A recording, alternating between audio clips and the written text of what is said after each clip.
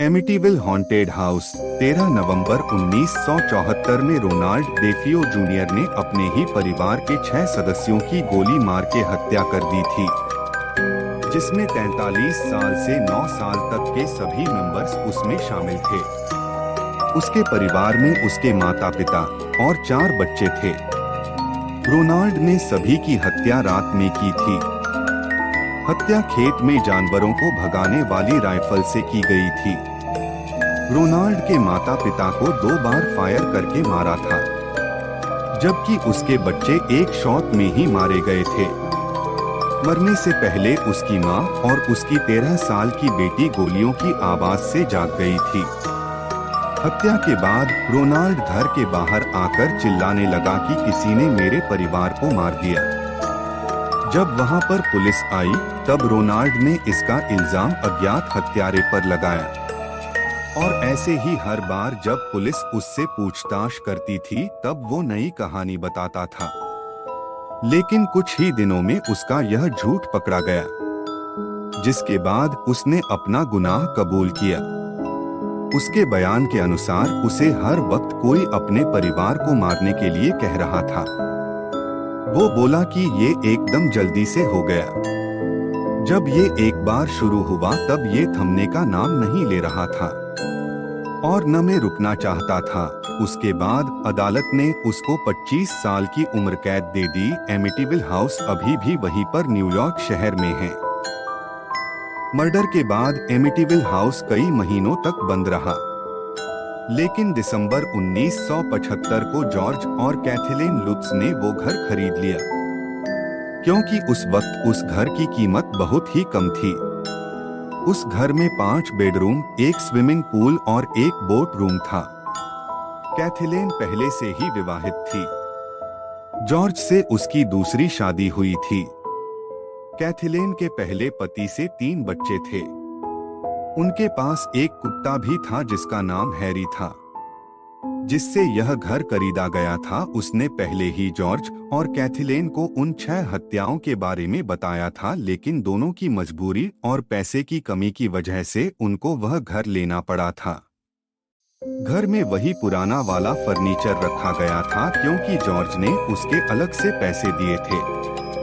George नास्तिक था, इसलिए उसने वहां पर कोई भी पूजा नहीं करवाई, पर कैथलीन काफी ज्यादा धार्मिक थी और इसीलिए उसने चर्च में जाकर एक प्रीस्ट को बुलाया, फादर रॉल्फ, जो एक जज और फिजियोथेरेपिस्ट थे।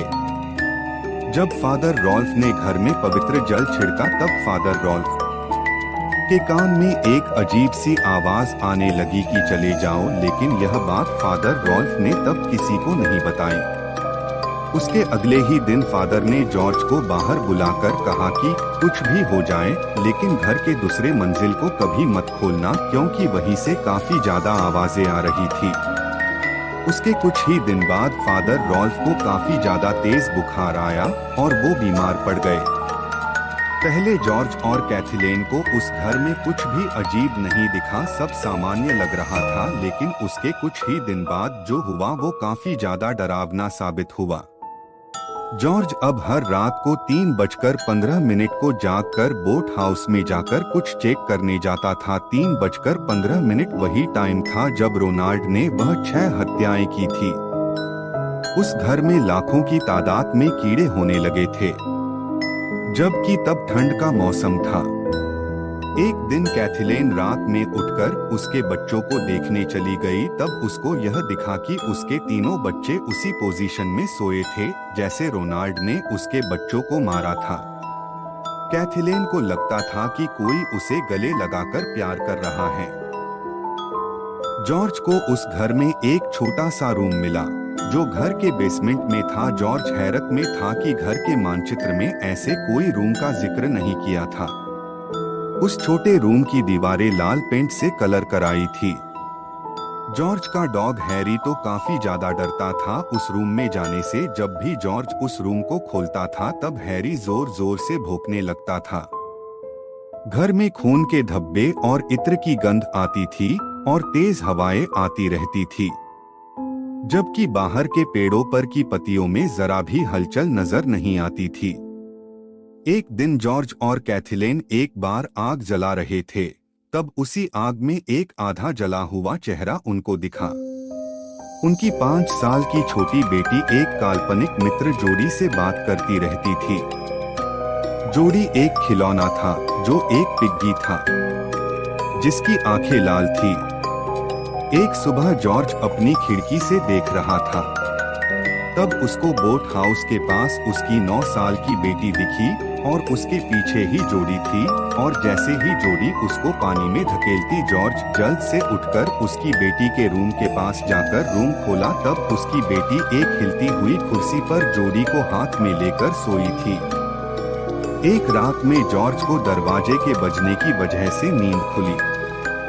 जब जॉर्ज ने उठकर देखा तो उसका डॉग दरवाजे से चिपक के सो रहा था, और वो आवाज शायद जॉर्ज के सिवा किसी और ने नहीं सुनी थी। वहां पर किसी घड़घड़ाहट की तरह आवाज आ रही थी, लेकिन जब जॉर्ज वहां देखने गया तब आवाजें एकदम से बंद हो गई।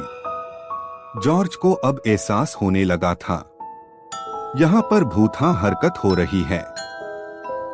जब एक दिन कैथिलेन उसके 9 साल की बेटी मिस्सी के कमरे में खिड़कियां बंद करने गई, तब मिस्सी जोर से चिल्लाई कि वहां पर जोड़ी बैठी है। तब अचानक कैथिलेन ने वहां पर 2 लाल आंखें देखी जो उसी को घूर रही थी। उसी रात जब कैथिलेन कमरे में सोने गई, तब कैथिलेन को ऐसे लगा कि कोई उसके छाती पर दबाव बना रहा है, जिसके बाद उसी जगह पर लाल रंग के धब्बे भी पड़े। घर में खिड़कियां और दरवाजे अपने आप ही बंद और खुल जाते थे। एक दिन जॉर्ज ने कैथिलेन को एक बूढ़ी औरत में बदलते हुए देखा, जो काफी भयानक नजारा था। मिस्सी हर वक्त उसके रूम में गाना गाती थी। जब उसको उसके रूम से बाहर लाया जाता तब वह गाना बंद कर देती, और जैसे ही रूम में फिर से ले जाया जाता तब वह फिर गाना गाना चालू कर देती। कैथिलेन को हर वक्त लगता था कि कोई तो दरवाजे और खिड़कियां बंद और खोला करता है।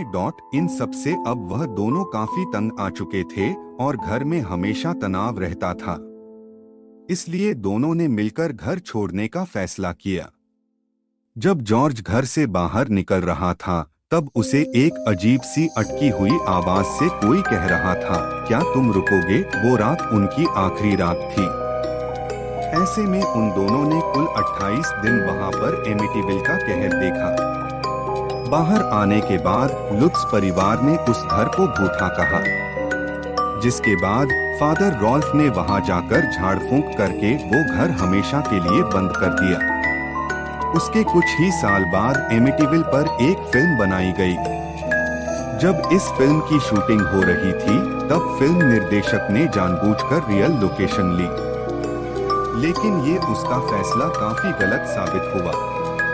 उस घर में जाने वाली एक्टर्स को वहां पर भूतहा घटनाएं दिखाई दी। आज भी वहां पर कोई नहीं जाता है।